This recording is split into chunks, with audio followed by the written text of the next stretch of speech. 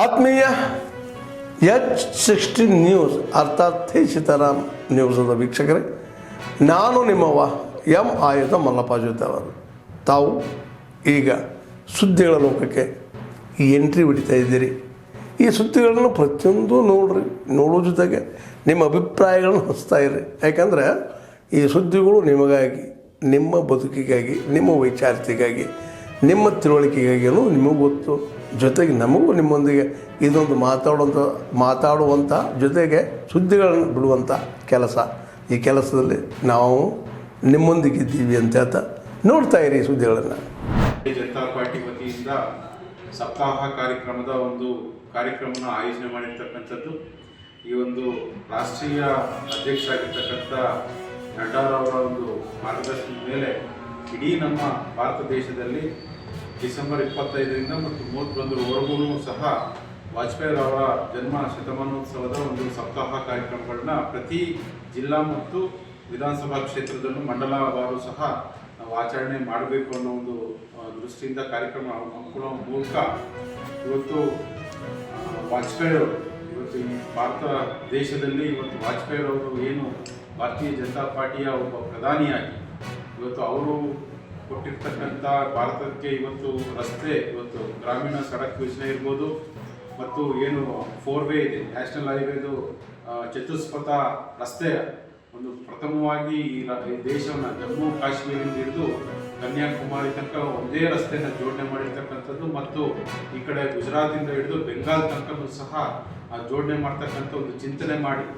ಇವತ್ತು ಅದನ್ನು ಕಾರ್ಯರೂಪಕ್ಕೆ ಯಶಸ್ವಿಯಾಗಿ ತಗೊಂಡ್ಬಂದು ಇವತ್ತು ನವ ಭಾರತ ನಿರ್ಮಾಣದಲ್ಲಿ ಇವತ್ತು ರಸ್ತೆಗಳ ಒಂದು ಈ ದೇಶದಲ್ಲಿ ಗುಣಮಟ್ಟಕ್ಕೆ ಒಂದು ಒಳ್ಳೆಯ ಅಭಿವೃದ್ಧಿ ಕಂಡಿದೆ ಅಂದರೆ ಅದಕ್ಕೆ ಬುನಾದಿ ಆಗ್ತಕ್ಕಂಥವರು ಅಟಲ್ ಬಿಹಾರಿ ವಾಜಪೇಯಿ ಅವರು. ಹಾಗಾಗಿ ಅವರ ಒಂದು ಚಿಂತನೆ, ಅವರ ಒಂದು ವ್ಯಕ್ತಿತ್ವ ಮತ್ತು ಅವರ ಆದರ್ಶಗಳು ಇವತ್ತು ಭಾರತೀಯ ಜನತಾ ಪಾರ್ಟಿಯ ಮತ್ತು ಬರೀ ಒಂದು ಪಕ್ಷದ ಕಾರ್ಯಕರ್ತಗಳ ಇಡೀ ದೇಶದ ಜನರಿಗೆ ಅವರ ವ್ಯಕ್ತಿತ್ವ ಮತ್ತು ಅವರ ಒಂದು ಸರಳತನ ಮತ್ತು ಅವರೆಲ್ಲ ಆದರ್ಶಗಳು ಸಹ ಬಹಳಷ್ಟು ಮನಸ್ಸನ್ನು ಗೆದ್ದಿರ್ತಕ್ಕಂಥ. ಹಾಗಾಗಿ ಅವರ ಒಂದು ಜನ್ಮ ಶತಮಾನೋತ್ಸವದಲ್ಲಿ ನಮ್ಮ ಜಿಲ್ಲಾವರ ಅನೇಕ ಕಾರ್ಯಕ್ರಮಗಳನ್ನ ನಾವು ಹಮ್ಮಿಕೊಡ್ತಾ ಇದ್ದೇವೆ. ಪ್ರಥಮವಾಗಿ ನಾವು ಡಿಸೆಂಬರ್ 24ನೇ ತಾರೀಕು ಸಂಜೆ ಅಟಲ್ ಬಿಹಾರಿ ವಾಜಪೇಯಿ ಅವರಿಗೆ ದೀಪ ನಮನ ಕಾರ್ಯಕ್ರಮವನ್ನು ಸಹ ನಮ್ಮ ಒನಕೆ ಓಬವ್ವ ವೃತ್ತದಲ್ಲಿ ಮಾಡ್ತಾ ಇದ್ದೇವೆ. ನೋಡಿ, ನಾವು ಆನ್ಲೈನ್ ಹಳ್ಳಿಯಿಂದ ಬಂದಿದ್ದೇವೆ ನೋಡೋಕ್ಕೆ, ಕೋಟೆ ನೋಡೋಕ್ಕೆ ಅಂಥೇಳಿ. ಒಂದು ತಾಸು 2 ತಾಸು ಆಯಿತು, ಇನ್ನೂ ಟಿಕೆಟ್ ಸಿಗ್ತಾ ಇಲ್ಲ.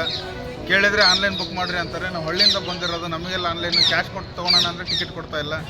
ಭಾಳ ಜನ ಹೊರ ನಿಂತ್ಕೊಂಡಿದ್ದಾರೆ, ಭಾಳ ಕಾಯ್ತಿದ್ದಾರೆ. ವಯಸ್ಸಾಗಿರೋರು ಕರ್ಕೊಂಡು ಬಂದಿದ್ದೀವಿ. ಹಿಂಗಾದರೆ ತುಂಬ ಸಮಸ್ಯೆ ಆಗುತ್ತೆ. ದಯವಿಟ್ಟು ಇದಕ್ಕೊಂದು ಪರಿಹಾರ ಕೊಡಿ. ಬರೀ ಆನ್ಲೈನ್ ಬುಕ್ ಮಾಡಬೇಕು ಅಂತಿದ್ದಾರೆ, ಆನ್ಲೈನ್ ಬುಕ್ ಆಗ್ತಾ ಇಲ್ಲ. ಹಂಗಾಗಿ ದೊಡ್ಡ ಸಮಸ್ಯೆ ಆಗ್ತದೆ ಇಲ್ಲಿ. ಓಕೆ, ಆನ್ಲೈನ್ ಟಿಕೆಟ್ ಬೇಗ ಕೊಟ್ಟರೆ ಜನ ಕಡಿಮೆ ಆಗ್ತಾರೆ. ಅದನ್ನು ಬಿಟ್ಟು ಇವರು ಟಿಕೆಟ್ ಕೊಡ್ತಾ ಇಲ್ಲ. ಜನ ನೋಡಿದ್ರೆ ಭಾಳ ಆಗ್ತಾ ಇದ್ದಾರೆ, ಬಿಸಿಲು. ಹಂಗಾಗಿ ದಯವಿಟ್ಟು ಇದಕ್ಕೊಂದು ಪರಿಹಾರ ಕೊಡಬೇಕು. ಆಫ್ಲೈನ್ ಟಿಕೆಟು ಕೊಡ್ತಾ ಇಲ್ಲ, ಕಾರಣ ಏನು ಹೇಳ್ತಾ ಇಲ್ಲ. ಈ 3-4 ತಿಂಗಳಿಂದ ಇದೇ ಸಮಸ್ಯೆ ಅಂತ ಹೇಳ್ತಾ ಇದ್ದಾರೆ. ದಯವಿಟ್ಟು ಇದಕ್ಕೊಂದು ಪರಿಹಾರ ಕೊಡಿ. ರಾಜ್ಯ ಬೇರೆ ಜಿಲ್ಲೆಗಳಿಂದನೂ ಜನ ಇದ್ದಾರೆ ಇಲ್ಲಿ. ಯಾರಿಗೂ ಒಂದು ಒಳ್ಳೆ ಪರಿಹಾರ ಸಿಗ್ತಾ ಇಲ್ಲ, ಬರೀ ಸಮಸ್ಯೆಯಿಂದ ಎದುರಿಸ್ತಾ ಇದ್ದಾರೆ. ಪರಿಹಾರ ಏನು ಅಂದರೆ ಬಂದಿರೋರಿಗೆ ಬೇಗ ಟಿಕೆಟ್ ಕೊಟ್ಟರೆ ಜನ ಇರಲ್ಲ. ಟ್ರಾಫಿಕ್ ಸಮಸ್ಯೆನೂ ತುಂಬ ಆಗಿದೆ ಇಲ್ಲಿ. ಈ ಹಳ್ಳಿಯಿಂದ ಬಂದಿರೋರಿಗೆ ಹೆಂಗೆ ಹೋಗ್ಬೇಕಂತ ಗೊತ್ತಾಗಲ್ಲ ಆನ್ಲೈನ್ ಟಿಕೆಟ್ ಇರೋದ್ರಿಂದ. ಇದಕ್ಕೊಂದು ಪರಿಹಾರ ಕೊಡ್ಬೇಕಂತ ಮಕ್ಕಳು ತುಂಬ ಜನ ಮಕ್ಕಳಿದ್ದಾವೆ, ಪುಟ್ಟ ಮಕ್ಕಳುಗಳು.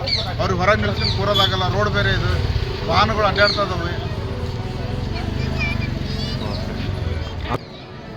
ಸರ್, ಇದಕ್ಕೆ ಮೇಲಧಿಕಾರಿಗಳು ಯಾರಿದ್ದಾರೆ ಈ ಒಂದು ಸಮಸ್ಯೆಗೆ ಪರಿಹಾರ ಕೊಡಬೇಕಂತ ಕೇಳ್ಕೊಳ್ತಾರೆ. ನಿಮ್ಮ ಹೆಸರು? ನನ್ನ ಹೆಸರು ಸಲ್ಮಾನ್ ಅಂತ. ರಾಜ್ಯದಲ್ಲಿ ಇರ್ತಕ್ಕಂಥ BJP ಪಕ್ಷ ಇದು. ಅವ್ರಿಗೇನಂದ್ರೆ ಒಂಥರ ನಾಟಕೀಯ, ಅವ್ರಿಗೆ ಒಂಥರ ಏನೋ ರಾಜಕೀಯ ಇಚ್ಛಾಶಕ್ತಿಗಿಂತ ಜಾಸ್ತಿ ಅವರು ಐಡಿಯಾಲಜಿನೇ ತೋರಿಸ್ಬೇಕಂತಕ್ಕಂಥದ್ದು ಮೇಲ್ನೋಟ ಕಾಣ್ತಾನೆ ಇದೆ. ಅದು ಅವ್ರಿಗೇನು ಲಾಭ ಆಗುತ್ತೋ ಗುರುತಲ್ಲಿ ಇದು ಮಾಡೋದ್ರಿಂದ ಅವ್ರಿಗೇನು ಮನಸ್ತೃಪ್ತಿ ಇದೆ ಇದರಿಂದ. ಈ ಕಳೆದ 11 ವರ್ಷದಲ್ಲಿ UPA ಮಾಡಿರ್ತಕ್ಕಂಥ ಎಲ್ಲ ಸರ್ಕಾರಗಳು ಹೆಸರುಗಳು ಚೇಂಜ್ ಮಾಡಿದ್ದಾರೆ, ಕಾರ್ಯಕ್ರಮ ಹೆಸರುಗಳು ಚೇಂಜ್ ಮಾಡೋದು ಬಿಟ್ಟರೆ ಹೊಸದಾದಂಥ ಯಾವುದೂ ಕಾರ್ಯಕ್ರಮ ಇಲ್ಲ. ಅರ್ಥ ಆಯ್ತಲ್ಲ? ಈ ನಿರ್ಮಲ್ ಭಾರತ, ಸ್ವಚ್ಛ ಭಾರತ್ ಅಂತ ಹೇಳಿದ್ರು. ನಮ್ಮದು ಫುಡ್ ಸೆಕ್ಯೂರಿಟಿ ಆ್ಯಕ್ಟ್ಲಿಂದ ಹಿಡಿದು RTIಲಿಂದ ಹಿಡಿದು ಡಿಜಿಟಲ್ ಇಂಡಿಯಾಲಿಂದ ಹಿಡಿದು ಇವೆಲ್ಲ ಹೆಸರುಗಳು ಏನು ಕೊಟ್ಕೊಂಡ್ಬಂದಿದ್ದಾರೆ. ನಮ್ಮ ಹಳೆ ಹೆಸರುಗಳನ್ನ ಹೊಸ ಹೆಸರನ್ನ ಚೇಂಜ್ ಮಾಡಿ ಪ್ರಚಾರ ಗಿಡಿಸ್ಕೊಂಡು ಬಿಟ್ಟರೆ ಹೊಸ ಕಾರ್ಯಕ್ರಮಗಳು ಏನೇ ಮಾಡಿಲ್ಲ ಅವರು. ಸರ್ ಇದು ಟ್ರಸ್ಟ್ನವ್ರು ಸಂಜೀವಿನಿ ಟ್ರಸ್ಟ್ನವರು ಪ್ರಶಸ್ತಿ ನೀಡ್ತಿದಾರಲ್ಲ ಅದಕ್ಕೆ ನಿಮ್ಮ ಅಭಿಪ್ರಾಯ ಏನು ಸರ್? ಅಲ್ಲ, ನಾನು ಯೋಗ್ಯನಿದ್ದೀನಿ ಅನ್ನೋ ಗೊತ್ತಿಲ್ಲ. ಒಂದು ಮಾತು ಹೇಳ್ತೀನಿ, ನಾನು ಲಕ್ಕಿ ಇದ್ದೀನಿ ಅಂತ ಹೇಳಲಿಕ್ಕೆ ಇಚ್ಛೆ ಬಯಸ್ತೀನಿ. ಅವ್ರು ಯಾವ ದೃಷ್ಟಿಯಿಂದ ನನಗೆ ಗುರುತಿಸಿದವರು ಗೊತ್ತಿಲ್ಲ. ಅತ್ಯಂತ ಪ್ರೀತಿಯಿಂದ ಅವರು ಭಾಳ ಒಂದು ಸುಮಾರು 3-4 ತಿಂಗಳಿಂದ ನೀವು ಬರಬೇಕು, ನಮ್ಮ ಟ್ರಸ್ಟ್ ಮುಖಾಂತರ ನಿಮಗೆ ಒಂದು ಪ್ರಶಸ್ತಿ ಕೊಡ್ತೀವಿ ಅಂತ ಹೇಳಿ ನನಗೆ ಅತ್ಯಂತ ಗೌರವಪೂರ್ವಕವಾಗಿ ಅವರನ್ನು ಕರೆಸಿದ್ದಾರೆ. ಅವರ ಪ್ರೀತಿಗಾಗಿ ನನಗೆ ಅದಕ್ಕೆ ಅರ್ಹತೆ ಏನಿದೆಲ್ಲ ಗೊತ್ತಿಲ್ಲ. ಅವರ ಪ್ರೀತಿಗಾಗಿ ನಾನು ಬಂದಿದ್ದೆ ಅಂತ ಈ ಸಂದರ್ಭಕ್ಕೆ ಹೇಳಲಿಕ್ಕೆ ಇಚ್ಛೆ ಬಯಸ್ತೀನಿ. ಡಿ ಕೆ ಶಿವಕುಮಾರ್ ಅವರು ಸಿದ್ದರಾಮಯ್ಯ ಮಾಡೋದು ಎಲ್ಲ ಕ್ರೈಸ್ತ ಧರ್ಮದ ಎಲ್ಲ ಇದ್ದಾರೆ ಈ ದೇಶದಲ್ಲಿ. ಎಲ್ಲರೂ ಅಣ್ಣ ತಮ್ಮರಾಗಿ ಬದುಕತಕ್ಕಂಥ ಈ ದೇಶದ ಕಾನೂನಿದೆ, ಸಂವಿಧಾನ ಇದೆ. ಇವತ್ತು ಬಸವಣ್ಣವರಂತೆ ಹೇಳೋಗಿದ್ದಾರೆ. ಇವತ್ತು ವಿಶೇಷವಾಗಿ ಬಾಬಾ ಸಾಹೇಬ್ ಅಂಬೇಡ್ಕರ್ ಅವರು ಈ ದೇಶದ ಸಂವಿಧಾನವನ್ನು ಕೊಟ್ಟಾರೆ. ಇಲ್ಲಿ ಹೆಣ್ಮಕ್ಳು ನೀವೆಲ್ಲ ಇದ್ದೀರಿ. ಹಿಂದೂ ಕೋಡ್ ಬಿಲ್ ಯಾರು ಓದಿದಿರಿ ನೀವು? Anybody ready Hindu code bill ಓದಿದ್ದೀರಾ? ಹೆಣ್ಮಕ್ಳೆಲ್ಲ ಕೈ ಎತ್ತಿರಿ, ಕೈ ಎತ್ತಿರಿ. ಹೇಳ್ತೀನಿ, ಯು ಆಲ್ ಶುಡ್ ಪ್ರಾಮಿಸ್. ನೀವು ವಿಮೆನ್ಸ್ ಡೇ ಸೆಲೆಬ್ರೇಷನ್ ಮಾಡ್ತಿರಲ್ಲ, one of the finest feminist leader ಇಡೀ ಭಾರತ ದೇಶದಲ್ಲಿ ಯಾರೇ ಇದ್ರೆ ಅದು ಹೆಮ್ಮೆಯಿಂದ ಬಾಬಾ ಸಾಹೇಬ್ ಅಂಬೇಡ್ಕರ್ ಈ ಸಂದರ್ಭಕ್ಕೆ ಕೇಳಲಿಕ್ಕೆ ಇಚ್ಛೆ. ಶಾಸನಬದ್ಧವಾಗಿ ಕಾನೂನಾತ್ಮಕವಾಗಿ ಹಿಂದೂ ಕೋಡ್ ಬಿಲ್ ನಲ್ಲಿ ಬದಲಾವಣೆ ತಂದಿರತಕ್ಕಂತ ಕ್ರಾಂತಿಕಾರಿ ಈ ದೇಶದ ಹೆಣ್ಮಕ್ಕಳಿಗೆ ಪಿತ್ರಾರ್ಜಿತ ಆಸ್ತಿಯಲ್ಲಿ, ಗಂಡನ ಆಸ್ತಿಯಲ್ಲಿ ನಿಮಗೆ ಹಕ್ಕು ಸಿಗ್ತಕ್ಕಂತ ಹೋರಾಟ ಮಾಡಿರ್ತಕ್ಕಂತ ಏಕೈಕ ವ್ಯಕ್ತಿ ಬಾಬಾ ಸಾಹೇಬ್ ಅಂಬೇಡ್ಕರ್. ದೇವರಾಣಿಗಳು ನೀವು ಬಾಬಾ ಸಾಹೇಬ್ ಅಂಬೇಡ್ಕರ್ ಕೇವಲ SC ST ಅಂತ ನೋಡಕ್ ಹೋಗ್ಬೇಡಿ. ನೀವು ಕೇವಲ ಬಾಬಾ ಸಾಹೇಬ್ ಅಂಬೇಡ್ಕರ್ಗೆ SC ST ಮಾಡಿದಾರಂತ ಏನಿಲ್ಲ. ಹೆಣ್ಮಕ್ಳಿಗೆ ಡಿವೋರ್ಸಿಗೆ ರೈಟ್ ಇರಲಿಲ್ಲ. ಚೈಲ್ಡ್ ಮ್ಯಾರೇಜ್ ಮಾಡ್ಕೊಂಡ್ರೆ, ಗಂಡ ತೀರೋದ್ರೆ ನಮ್ಮ ಇರ್ತಕ್ಕಂಥ ಹಿಂದೂ ಸಂಸ್ಕೃತಿಯಲ್ಲಿ ಹೆಣ್ಮಗಳು ಹೋಗಿ ಬೆಂಕಿಯಲ್ಲಿ ಎಗರ್ಬೇಕು. ಅಲ್ಲಿಂದ ಬಂದಿರತಕ್ಕಂಥ ನಮ್ಮ ಇತಿಹಾಸ. ನೀವು ಇರ್ತಕ್ಕಂಥ ಹೆಣ್ಮಕ್ಳು ಎಲ್ಲರೂ if you got a divorce right, ನಿಮಗೆ ರೀಮ್ಯಾರೇಜ್ ರೈಟ್, ನಿಮಗೆ ಆಸ್ತಿ, ಸಮಾನತೆ, ಓದ್ಲಿಕ್ಕೆ, franchise of voting, maternity leave, equal wage for male and female, ಇಷ್ಟೆಲ್ಲ ಮಾಡಿರ್ತಕ್ಕಂಥದ್ದು ಯಾರು ಮಾಡಿಲ್ಲ. ನೀವು ರಾಮಾಯಣ ಓದ್ಕೊಳ್ಳಿ, ಸ್ವಲ್ಪ ಅನುಕೂಲ ಐತಿ. ಮಹಾಭಾರತ ಓದ್ಕೊಳ್ಳಿ, ಸ್ವಲ್ಪ ಅನುಕೂಲ ಐತಿ. ಭಗವದ್ಗೀತಾ ಓದ್ಕೊಳ್ಳಿ, ಕುರಾನ್ ಓದ್ಕೊಳ್ಳಿ, ಬೈಬಲ್ ಓದ್ಕೊಳ್ಳಿ, ಗುರು ಗ್ರಂಥ ಏನನ್ನ ಓದ್ಕೊಳ್ಳಿ. ಆದ್ರೆ ಸಾಮಾಜಿಕ ರಿಫಾರ್ಮ್ಸ್ ಮಾಡಿರ್ತಕ್ಕಂಥದ್ದು ಬುದ್ಧ, ಬಸವಣ್ಣ, ಡಾಕ್ಟರ್ ಬಾಬಾ ಸಾಹೇಬ್ ಅಂಬೇಡ್ಕರ್ ಅಂತ ಸಂದರ್ಭ ಕೇಳಿಕ್ಕೆ. ಅದಕ್ಕೆ ನೀವು ದಯಮಾಡಿ ಇಲ್ಲಿ ಬಂದಿರತಕ್ಕಂಥ ಎಲ್ಲ ನನ್ನ ಯಂಗ್ ಫ್ರೆಂಡ್ಸ್ಗೆ I request you kindly go through read history properly. Narration ಏನೋ ಇದೆ, ಆ ನರೇಷನ್ನ ನೀವು ಅರ್ಥ ಮಾಡ್ಕೊಂಡು ಮುಂದೆ ಬರ್ತಕ್ಕಂಥ ದಿನಗಳಲ್ಲಿ ನಾವು ಯಾರು ಪರ್ಮನೆಂಟ್ ಇಲ್ಲ. So the country has to move on. The change is there. If the change has to be better, so you all should look into that future in this ಸಂದರ್ಭದಲ್ಲಿ ಹೇಳಿ ಮತ್ತೊಮ್ಮೆ ನನಗೆ ಕರೆಸಿ. ಆತ್ಮೀಯರೇ, ಎಲ್ಲ ಸುದ್ದಿಗಳನ್ನು ನೋಡಿದ್ರಲ್ಲ, ಏನು ಅನಿಸ್ತು ನಿಮಗೆ?